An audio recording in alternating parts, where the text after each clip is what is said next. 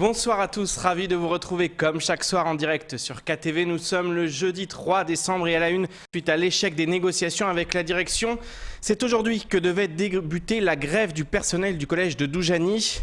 Une marche était prévue mais elle n'aura pas eu lieu. En effet, une partie des élèves s'est joint au mouvement bloquant l'accès au collège. Un important dispositif de policiers a été dépêché sur les lieux. Entre caillassage et échange, la matinée aura été rythmée. Déroulé des événements dans ce sujet signé Jaïdi Maoulida.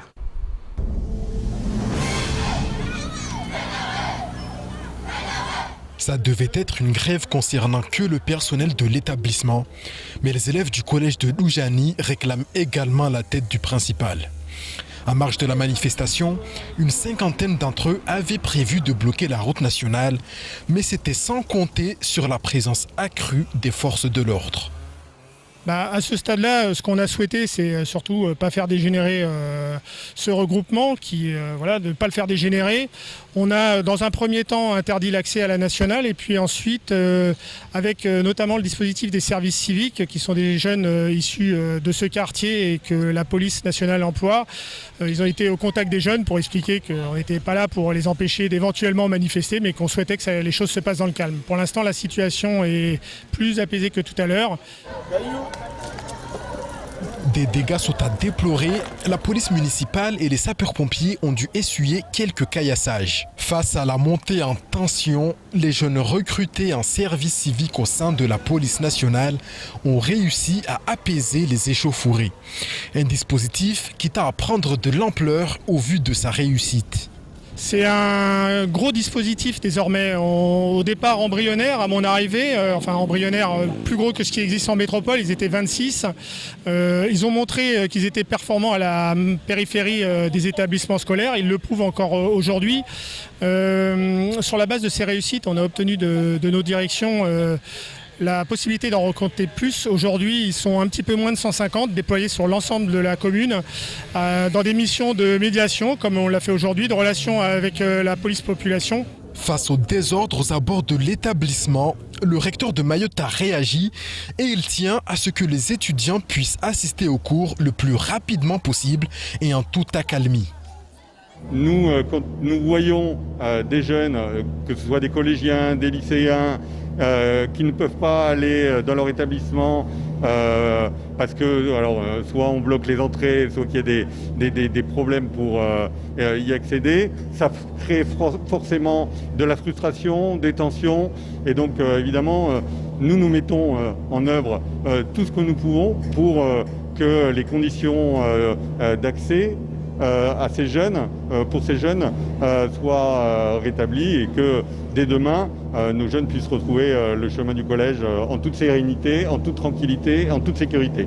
Contacté par nos soins, Yacouba Galidou, représentant syndical à la SGEN-CFDT, nous a confirmé que la grève au collège de Doujani est pour le moment suspendue jusqu'à lundi prochain.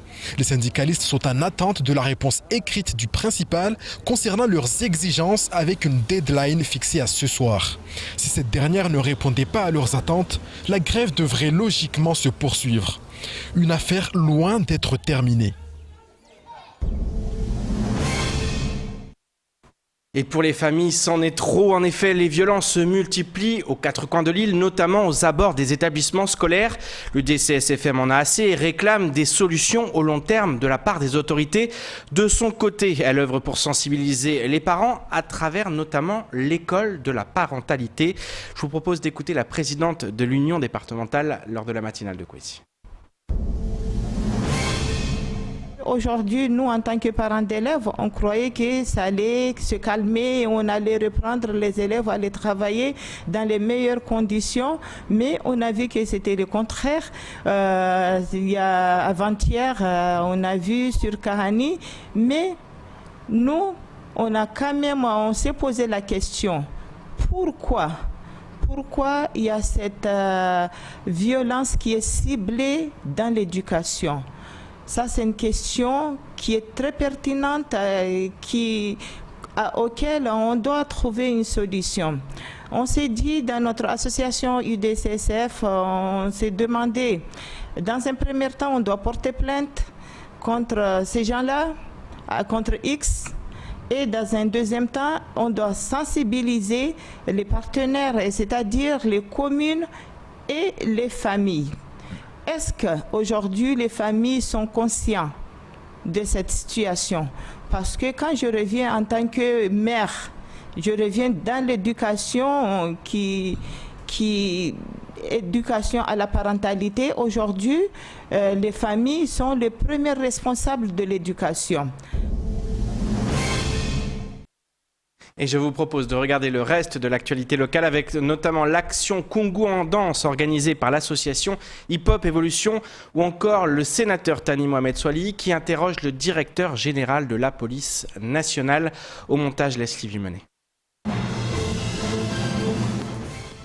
En mars 2020, l'association Hip Hop Evolution, en partenariat avec la politique de la ville de la préfecture, la ville de Kungu, la DAC ou encore la DJSCS mettait en place l'action Kungu en danse.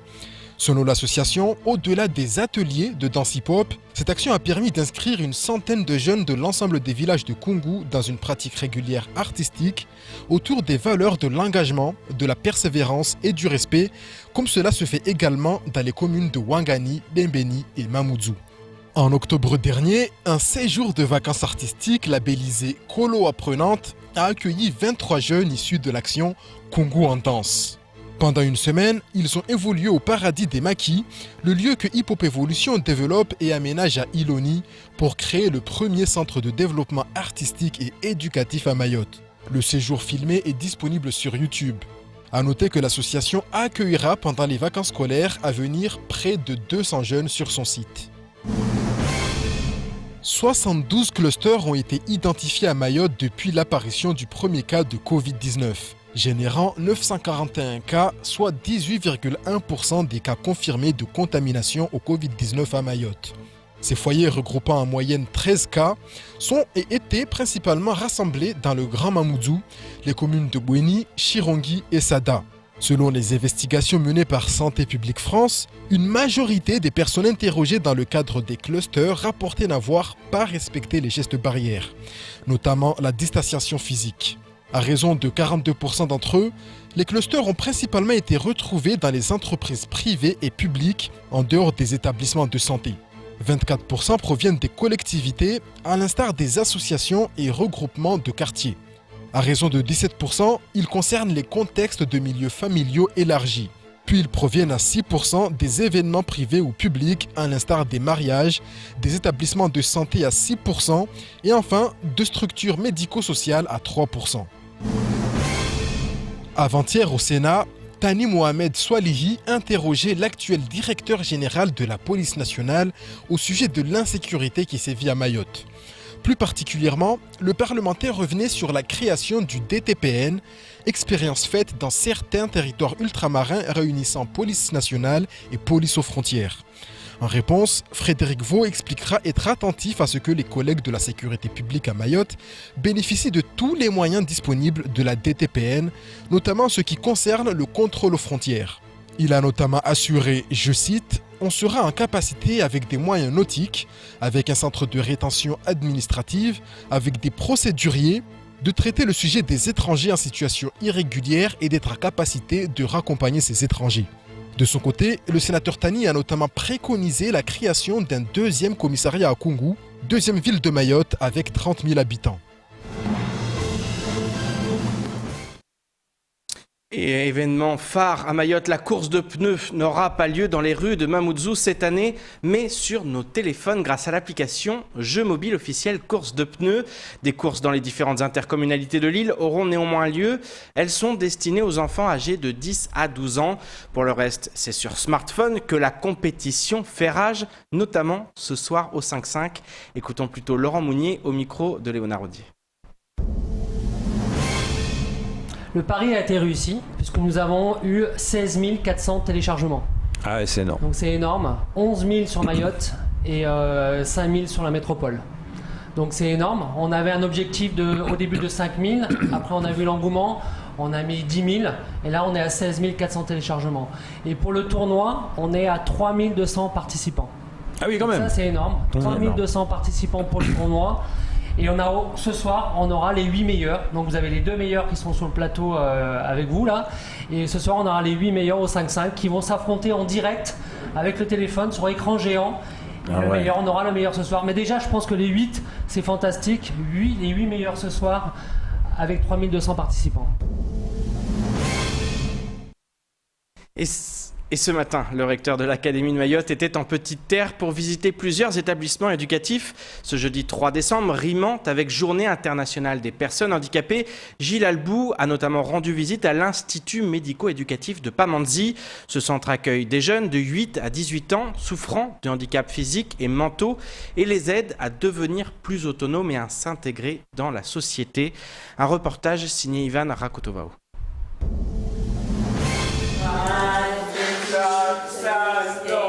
Des rires et des chants envers et contre tout. Ce matin, les jeunes de l'Institut médico-éducatif de Pamandzi ont montré au recteur que l'on pouvait avoir un handicap et être heureux. Aujourd'hui, on a vu des enseignants très motivés qui avaient à cœur de faire progresser ces élèves, évidemment en les faisant progresser à leur rythme. Et moi, ce que j'ai vu dans cet établissement, c'est beaucoup de sérénité, beaucoup de bonheur et pour tous les élèves qui étaient dans les dispositifs d'enseignement, une grande soif d'apprendre et de progresser.